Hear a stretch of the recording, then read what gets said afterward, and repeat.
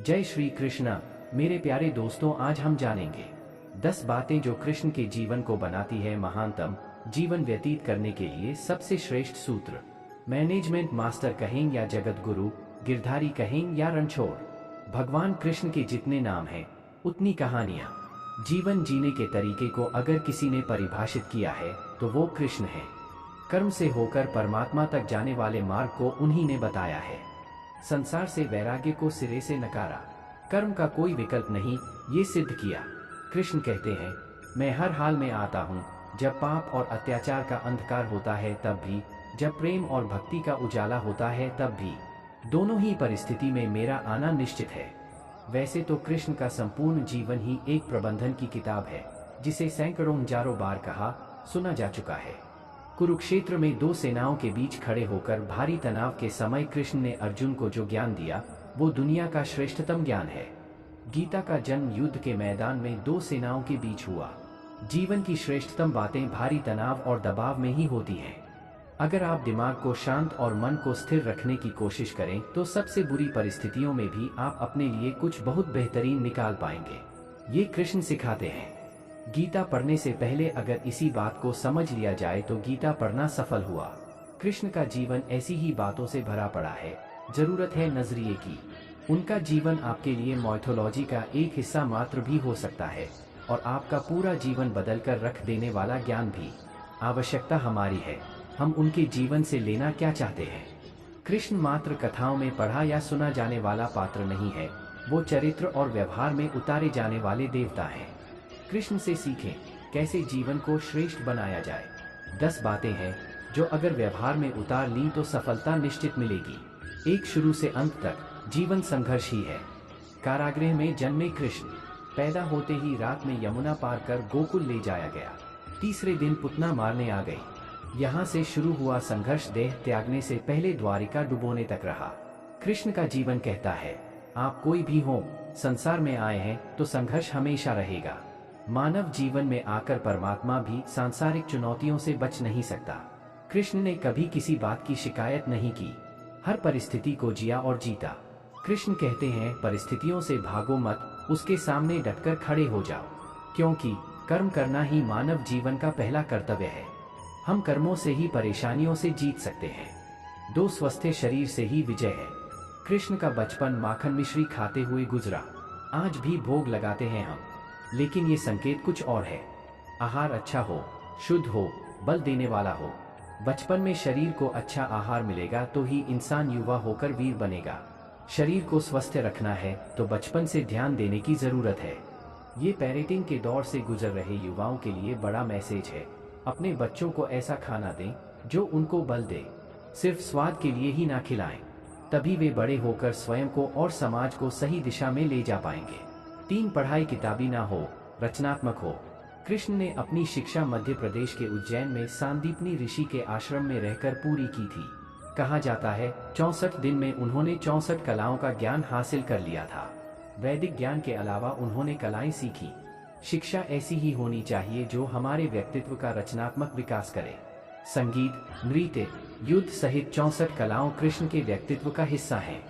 बच्चों में कोरा ज्ञान ना भरें, उनकी रचनात्मकता को नए आयाम मिले, ऐसी शिक्षा व्यवस्था हो।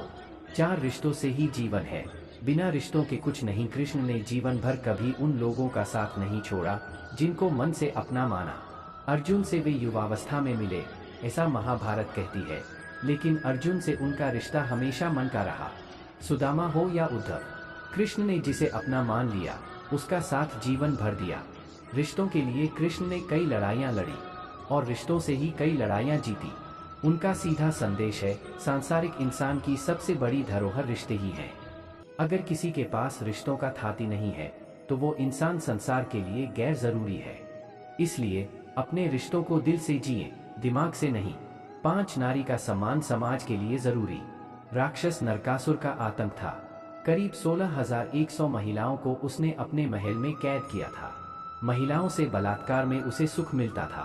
कृष्ण ने उसे मारा, सभी महिलाओं को मुक्त कराया, लेकिन सामाजिक कुरीतियां तब भी थीं। उन महिलाओं को अपनाने वाला कोई नहीं था। खुद उनके घर वालों ने उन्हें दूषित मानकर त्याग दिया। ऐसे में कृष्ण आगे आए। सभी 16,100 महिलाओं को अपनी पत्नी का दर्जा दिया। समाज में उन्हें सम्मान के साथ रहने के लिए स्थान दिलाया। कृष्ण ने हमेशा नारी को शक्ति बताया, उसके सम्मान के लिए तत्पर रहे। पूरी महाभारत नारी के सम्मान के लिए ही लड़ी गई। आप कृष्ण भक्त हैं तो अपने आसपास की महिलाओं का पूरा सम्मान करें। कृष्ण की कृपा पाने का ये सरलतम मार्ग है। 6 आपके मतभेद अगली पीढ़ी के लिए बाधा ना बने। कम ही लोग जानते हैं कि जिस दुर्योधन के खिलाफ कृष्ण ने आजीवन पांडवों का साथ दिया, उसकी मौत का कारण भी कृष्ण की कूटनीति बनी। वो ही दुर्योधन रिश्ते में कृष्ण का समधी भी था। कृष्ण के पुत्र सांब ने दुर्योधन की बेटी लक्ष्मणा का अपहरण करके उससे विवाह किया था, क्योंकि लक्ष्मणा सांब से विवाह करना चाहती थी, लेकिन दुर्योधन खिलाफ था। सांब को कौरवों ने बंदी भी बनाया था। तब कृष्ण ने दुर्योधन को समझाया था कि हमारे मतभेद अपनी जगह हैं, लेकिन हमारे विचार हमारे बच्चों के भविष्य में बाधा नहीं बनने चाहिए। 2 परिवारों के आपसी झगड़े में बच्चों के प्रेम की बलि ना चढ़ाई जाए। कृष्ण ने लक्ष्मणा को पूरे सम्मान के साथ अपने यहाँ रखा। दुर्योधन से उनका मतभेद हमेशा रहा, लेकिन उन्होंने उसका प्रभाव कभी लक्ष्मणा और सांब की गृहस्थी पर नहीं पड़ने दिया। साथ शांति का मार्ग ही विकास का रास्ता है। कृष्ण ने महाभारत युद्ध के पहले शांति से समझौता करने के लिए पांडवों और कौरवों के बीच मध्यस्थता की। हालांकि दोनों ही पक्ष युद्ध लड़ने के लिए आतुर थे, लेकिन कृष्ण ने हमेशा चाहा कि कैसे भी युद्ध टल जाए। झगड़ों से कभी समस्याओं का समाधान नहीं होता है। शांति के मार्ग पर चलकर ही हम समाज का रचनात्मक विकास कर सकते हैं। कृष्ण ने समाज की शांति से मन की शांति तक दुनिया को ये समझाया कि कोई भी परेशानी तब तक मिट नहीं सकती जब तक वहाँ शांति ना हो। फिर चाहे वो समाज हो या हमारा खुद का मन, शांति से ही सुख मिल सकता है, साधनों से नहीं।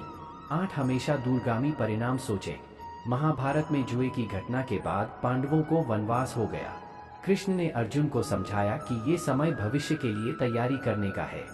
महादेव शिव, देवराज इंद्र और दुर्गा की तपस्या करने को कहा। कृष्ण जानते थे कि दुर्योधन को कितना भी समझाया जाए, वो पांडवों को कभी उनका राज्य नहीं लौटाएगा। तब शक्ति और सामर्थ्य की जरूरत होगी। कर्ण के कुंडल कवच पांडवों की जीत में आड़े आएंगे, ये भी वे जानते थे। उन्होंने हर चीज पर बहुत दूरगामी सोच रखी। कोई भी फैसला तात्कालिक आवेश में नहीं लिया। हर चीज के लिए आने वाली पीढ़ियों तक का सोचा। यही सोच समाज का निर्माण करती है। 9 हर परिस्थिति में मन शांत और दिमाग स्थिर रहे। पांडवों के राजसूय यज्ञ में शिशुपाल कृष्ण को अपशब्द कहता रहा। छोटा भाई था लेकिन मर्यादाएं तोड़ दी। पूरी सभा चकित थी, कुछ क्रोधित भी थे, लेकिन कृष्ण शांत थे, मुस्कुरा रहे थे। शांति दूत बनकर गए तो दुर्योधन ने अपमान किया। कृष्ण शांत रहे। अगर हमारा दिमाग स्थिर है, मन शांत है, तभी हम कोई सही निर्णय ले पाएंगे। आवेश में हमेशा हादसे होते हैं, ये कृष्ण सिखाते हैं। विपरीत परिस्थितियों में भी कभी विचलित नहीं होने का गुण कृष्ण से बेहतर कोई नहीं जानता। 10 लीडर बने, श्रेय लेने की होड़ से बचे। कृष्ण ने दुनिया भर के राजाओं को जीता था। जहां ऐसे राजाओं का राज था जो भ्रष्ट थे, जैसे जरासंध, लेकिन कभी किसी राजा का सिंहासन नहीं छीना। कृष्ण के पूरे जीवन में कभी ऐसा नहीं हुआ कि उन्होंने किसी राजा को मारकर उसका शासन खुद लिया हो। जरासंध को मारकर उसके बेटे को राजा बनाया, जो चरित्र का अच्छा था। सभी जगह ऐसे लोगों को बैठाया जो धर्म को जानते थे।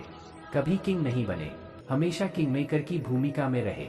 महाभारत युद्ध में भी खुद हथियार नहीं उठाया, पूरा युद्ध कूटनीति से लड़ा। पांडवों को सलाह देते रहे, लेकिन जीतने का श्रेय भीम और अर्जुन को दिया। और अंत में भगवान श्री कृष्ण आपकी सारी मनोकामनाएं पूर्ण करें और आपके जीवन में खुशियां भर दें। इसके लिए आप बस वीडियो को लाइक, शेयर और चैनल को सब्सक्राइब जरूर करें। राधे राधे।